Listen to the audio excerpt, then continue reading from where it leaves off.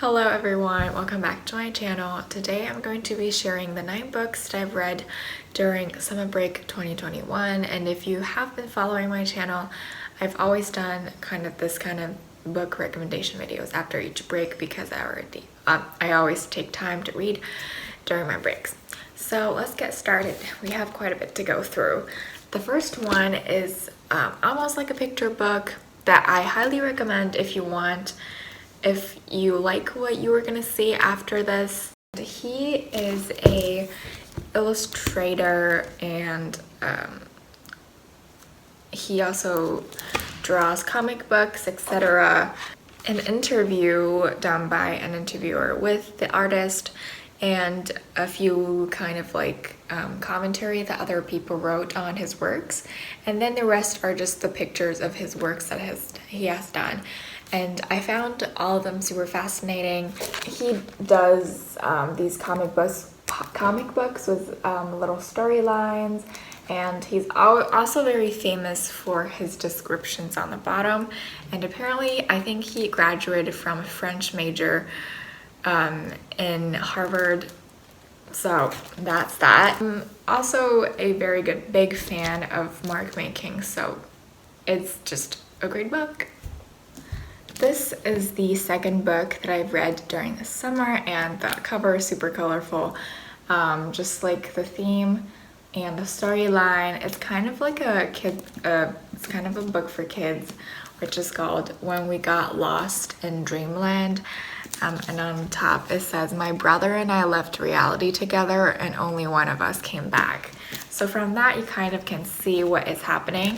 And basically this old person in the story created a product called the Dreaminator, which is there's no pictures of this in the book or illustrations, but it's basically kind of like a lamp with crystals hanging from it, and then you hang it above you when above your bed when you're sleeping, and then when you hang it up and then you go to sleep, you will end up having lucid dreams.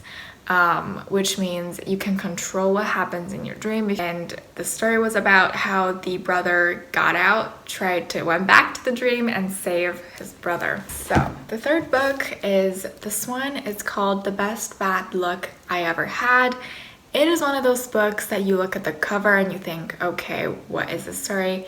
You know, it's not the most attractive or exciting cover like the one that we had before. But seriously, this book really impressed me with its very twisted storyline and how the ending is the best way that it could have been, and it's not happily ever after. The story is about, so the main character, which is the white boy, is called 𝗿𝗃, and the black girl is called Emma Walker.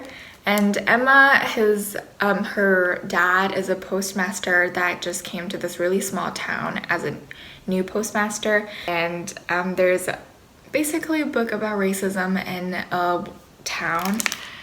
And the setting is in 1917 in Moundville in Alabama, and inspired by the author's family history. This is a story of brave friendship and the pearls of small town justice. And so this is a highly recommend for me if you want to read something that is related to racism but also is super exciting.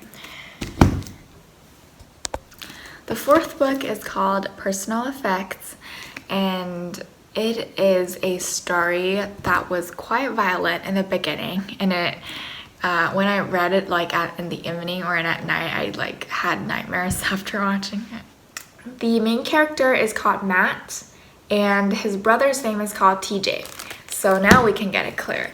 So TJ told Matt that you should not go into the military because it's pain and there's so many deaths.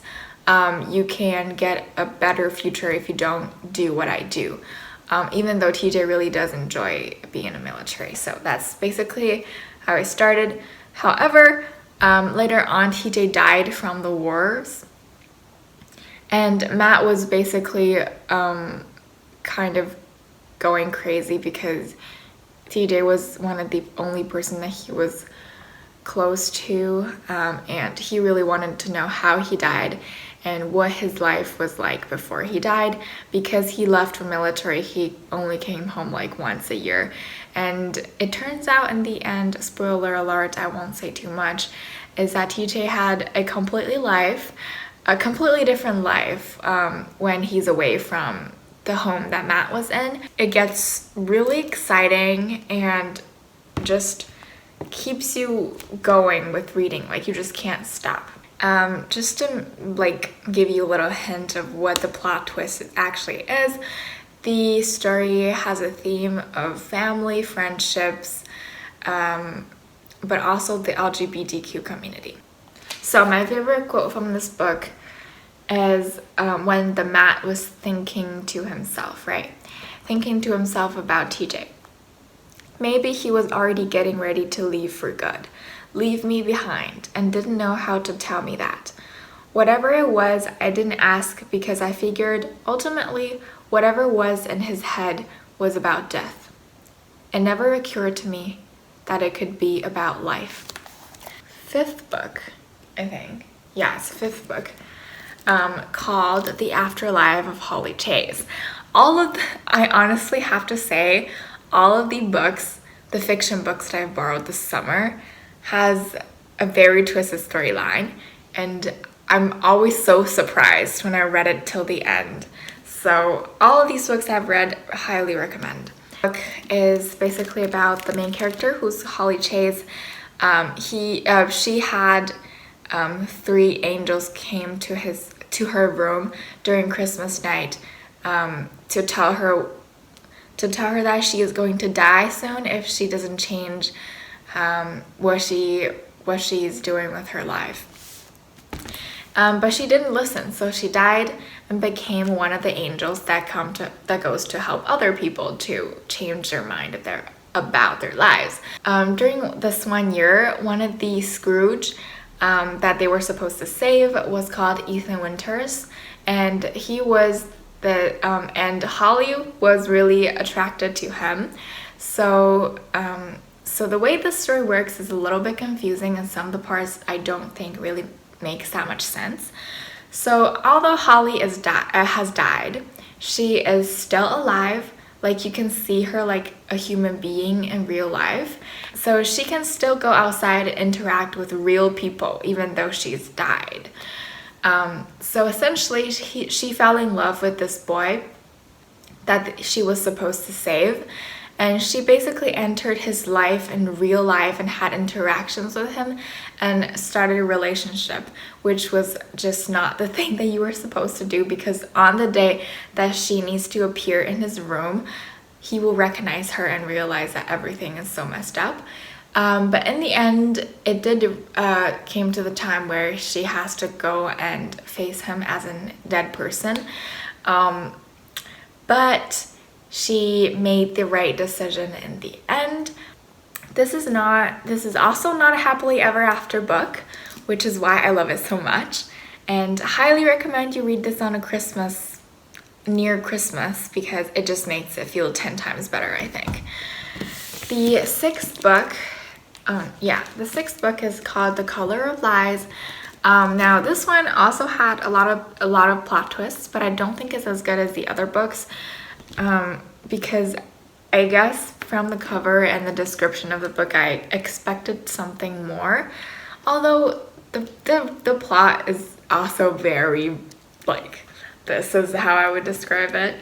Basically, the main character is called Ella, and one day a boy who's in college called Alec comes to find her and says that he is working on a project and that she can help with about the murder of her mother. And the theory was that her father killed her mother by burning down the house that they were living in and killed himself as well. But Ella survived, and Alec was there when the house was burning down, and he saw Ella and saved her basically, and he wants to find her again and tell her what really happened about the truth of her life. And this is the 7th book that I read during the summer, and it's called 𝗍𝗲 by Ali Smith. I originally borrowed this book because of the cover. It's like a cloth and very textured, and the painting in the front is amazing. There's also 3 other books, as in the other seasons in this collection, but I just selected 𝗍𝗲 because I'm reading it in summer. This book was super confusing to me. From the beginning to the end, I genuinely did not understand what the main plot is, because I feel like it's more of like a really literature piece with a lot of techniques and literature in it other than like a storyline, so it was super hard for me to understand.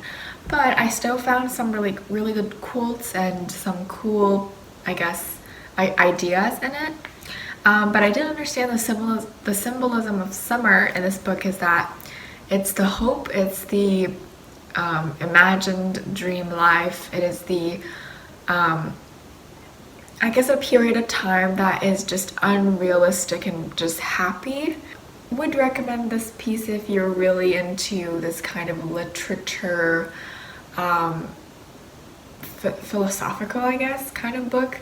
8th book is called True to Life. Now, I have read the other book written by the same author called Laurence Weschler, and the first book was called Seeing is Forgetting the Name of the Thing That You See. Not exactly that name, but I think it's in one of my recommendation videos. The featured artist is called 𝗍𝗲𝗃𝗁𝗃, which is a painter, and his early works are more like photography, but playing on the idea of that. The essential idea is that the author has like a 25 years of conversation with this artist, and then write about the artist's career, his thoughts and ideas throughout the 25 years and write it into a book. I highly recommend these 2 books, and I certainly hope that he has more books on these artists, because the writer is very good at writing this. He's good at making things sound interesting, as well as conveying his idea and the artist's idea very nicely and tied together. So that's one thing I really love about this. And they have pictures of the artist's work in here, which I took a lot of photos with. So highly recommend if you're into art and just in love with 𝗍𝗲𝗃𝗁𝗃's artworks, because they're super good. Last but not least is this book called 50 Modern Artists You Should Know. I'm still in the process of reading this book, but this is essentially a book. These are the 50 artists' name on the back. But basically for every artist, let me see.